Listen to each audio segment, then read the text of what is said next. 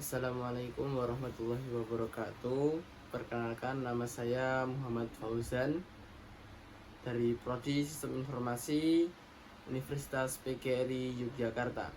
Di sini saya akan menyampaikan sedikit mengenai Pancasila sebagai tugas ujian akhir semester 2 dari mata kuliah Pancasila.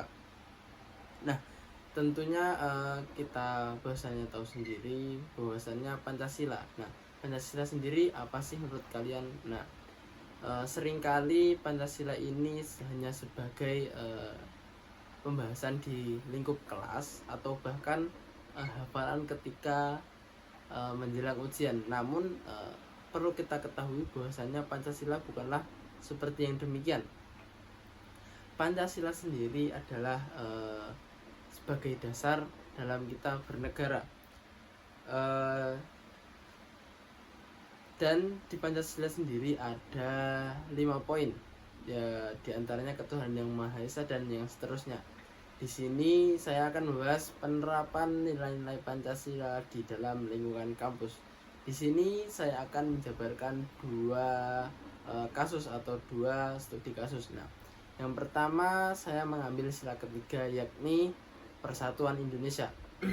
Perlu kita ketahui bahwasannya di lingkungan kampus sendiri tidak hanya terdiri dari satu ras, satu suku, atau dari satu daerah saja. Akan tetapi dalam lingkungan kampus terdiri dari bahkan puluhan ras, puluhan suku dengan budaya yang berbeda-beda, dengan adat yang berbeda-beda. Namun dengan perbedaan itu kita mencari cara bagaimana dengan perbedaan itu kita masih tetap dalam satu tujuan, yakni dalam satu kampus itu tersendiri. Tidak hanya dalam lingkup kampus yang lingkupnya lumayan besar, di lingkup kelas juga kita sendiri bahwasanya tahu perbedaan pendapat itu juga menjadi kadang menjadi masalah sendiri dalam lingkup kelas sendiri. Namun bagaimana kita menyikapinya dengan baik, bagaimana kita berdiskusi dengan baik supaya tujuan yang kita tuju itu hanya satu tujuan, akan tapi dengan cara menghadirkan tidak hanya satu pendapat saja, akan tapi dari berbagai pendapat supaya jadi satu tujuan. Kemudian studi kasus yang kedua saya mengambil sila keempat, yakni kerakyatan yang dipimpin oleh hikmat kebijaksanaan dalam permusyawaratan perwakilan. Nah, di sini saya tidak banyak mengambil contoh.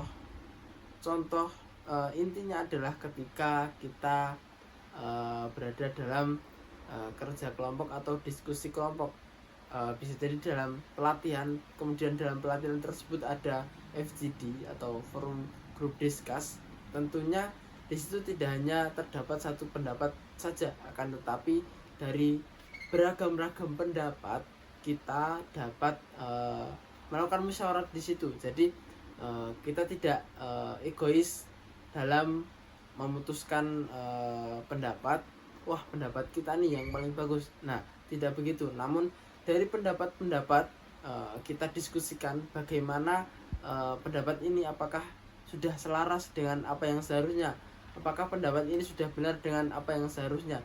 Di situ kita berpikir bersama-sama, berdiskusi bersama-sama apakah pendapat ini tuh udah benar atau bahkan pendapat ini tuh salah. Nah, di situ kita dapat memunculkan sila yang keempat ini, yakni permusyawaratan dan keadilan. Jadi adil dalam konteks semua orang dapat berpendapat di sini, tidak menghalangi seorang dalam berpendapat, dan juga kemusyawaratannya. Di situ kita berkumpul dalam satu forum, kemudian dalam forum itu kita berdiskusi tentang apa yang ketika dalam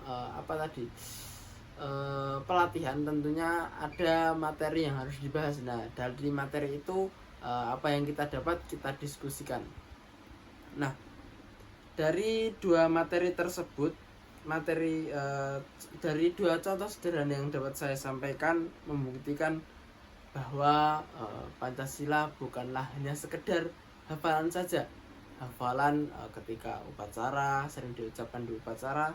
Namun kita tahu bahwasannya Pancasila itu luas, bahkan di setiap sudut lingkup kampus itu semuanya hampir berkaitan dengan yang namanya Pancasila.